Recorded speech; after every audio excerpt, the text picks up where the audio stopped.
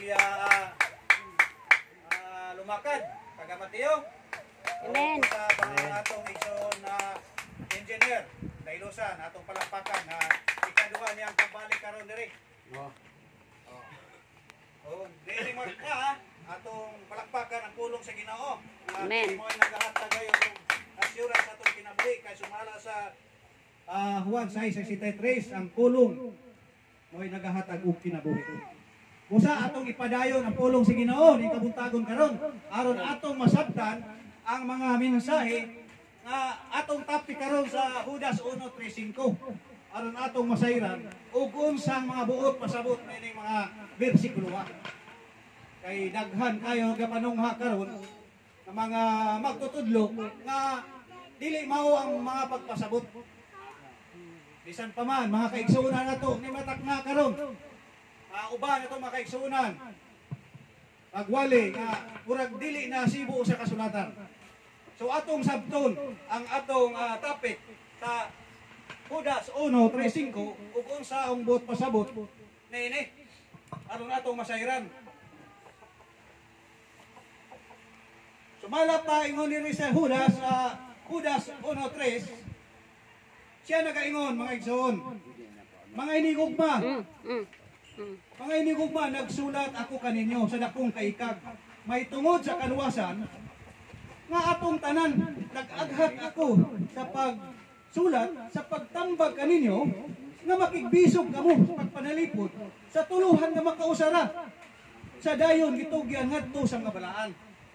Dugang sa dos, siya niingon, kay kaninyo na nagpakasulod sa hilom ang pipila ka mga tao na dugay ng gitangana alang niining maong pagkahinukman sa sirot.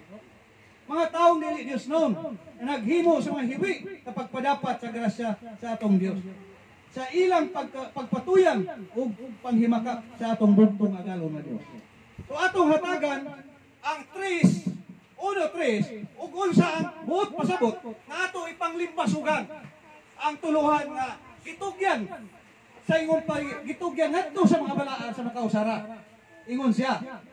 Nag-ingon siya mga hinigugma, nagsulat ako kanino sa dakong kaikag mahitungod sa kaluwasan, nga atong tanan nag-aghat ako sa pagsulat pagtambag kanino makibisog kamo sa pagpanilipod sa tuluhan sa atong Ginoong Hesus.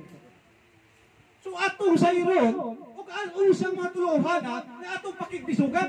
Kung ngani karon nga tungod sa dili mao nga pagpadapat sa grasya sa Dios, pabitaw karon nga nahimong nagkabahin-bahin ta. Tungod sa dili mao ang prastada. Amen.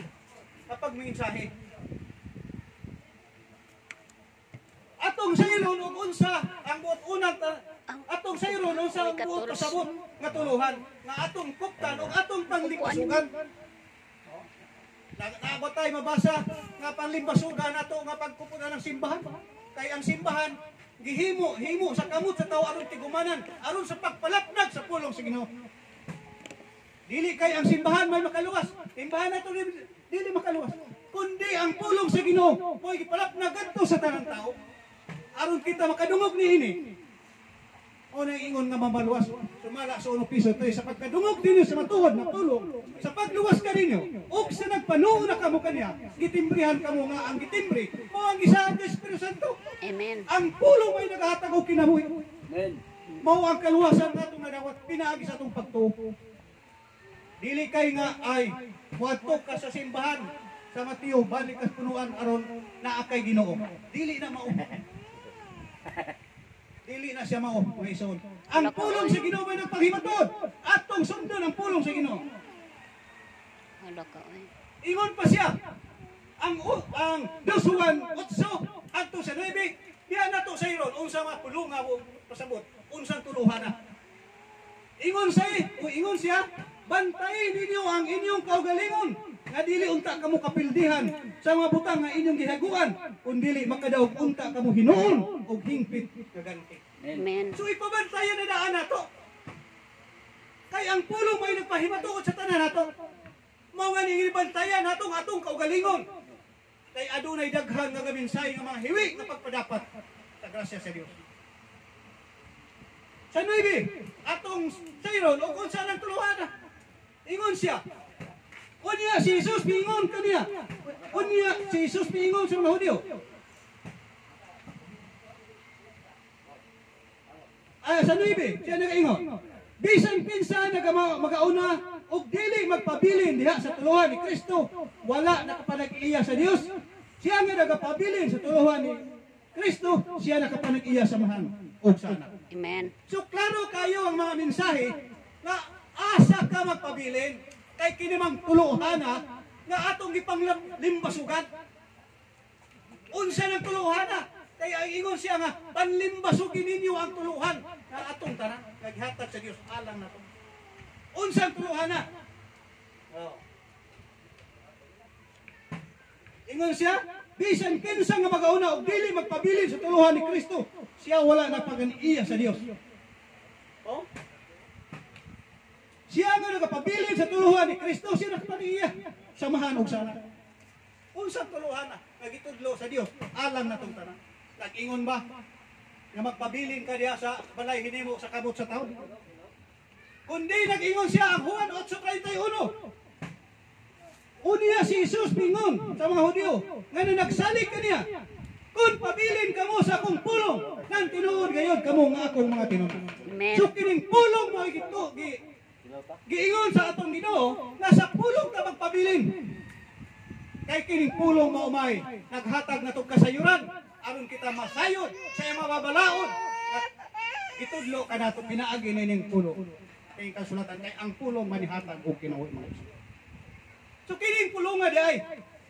Kay ingon pa ang pulong sa sinugdan mao nang pulong ang pulong pa sa Dios og Dios ang pulong. Diha ta magpabilin. Kay ang pulong nahimong tao ipon kanang puno sa grasya ug kamaturan. Diha ta magpabilin. Juan 14:6. Ako mao ang dalan ug ang kamaturan ug kinabuhi. Walay makahimo sa pag-adto sa man gawas kong pinagi kana. Amen. Mao ni siya. Ang tuluhan na atong ipanlimbasugan. Ingon pa siya, kay ako wala nagsulti sa kong kaugalingon. Sumala pa sa Juan 12:49. Kay ako wala sulti sa kong kaugalingon kung pagbulogan. Inunoa ang amahan nga mao ang nagpadala kanako, siya gayon mao hatag kanakog sugo. Unsa ang ako gigayon, unsa ako gigasulti. So kini ang gisulti sa atong Ginoong Hesukristo. Kini mao ang maayong balita, ang pulong nga gisugo sa atong Ginoong Hesukristo. Nagkikan sa amahan. Pang ang bagta pang paghihog. Ano sa Juan? Uno, sa sinugdan mo ng pulong ang pulong. Mao kini mga igsoon ang atong ipanlipasugan. Ingon pa sa natuluhan na atong ikutan ko.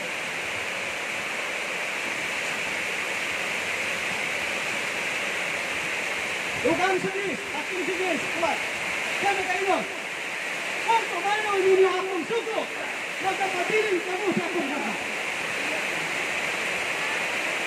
Naingon man, nagituman ang mga suko sa akong mahal, o nagpabiling ako sa akong haka. So ang gitudlo sa atong Ginoong Hesukristo, kundi ikan sa iyang amahan, ang mga isugo niya kanya, ang pagwali sa mayong balita. Ini ang gisugo sa amahan natin sa Ginoong Hesukristo, kahit pawali ang mayong balita. Ingon pa siya may higayunan ka o sa wala, di maawali ang mayong balita. O kini ang pagtulunan na atong gigubitan ka rin. Atong gipaglaban, atong gipanlimbasugan, kining tuluhana ang mayong balita. Mabitay mo siya sa Galatia 6. Nahimulong ako sa kalit ipalikod kamo kaniya na nagtawag ka ninyo sa grasya ni Kristo o gibalikod kamo hanggang sa imong balita. Dili adunay na iyong balita, dili adunay nagpagubot kaninyo o bawat pagkakis sa mayong balita ay tungod sa Kristo. Amen. Pagkakal kita ng mga lahit-lahit na nakapagaliban sa mga sa pagkakal. Ito yun, kumara sa amin ang pagkakalyon. Ano ito? Ito ang pagkakalyon. Ako may magwali ka rin sa mayong bangka. Pagsupak, sa supak, pwede lang magawat, ipatumulo sa. Oh. Kundi walang lain na tuluhan na atong itakutan o atong ipanipasugan.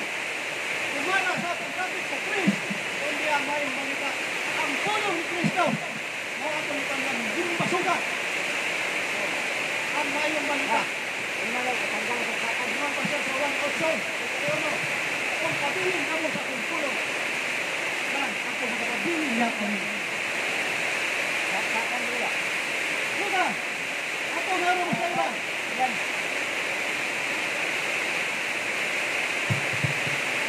Sa 4 atong taon. Hudas, 1:4. Iyan siya.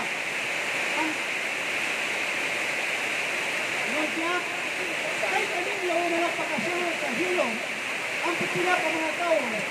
Ibira. Tanggal. Hindi gusto. Opo. Dalaga, wala. Naibot. Ibot, tinoon. Alam. Wala ito mga Alam.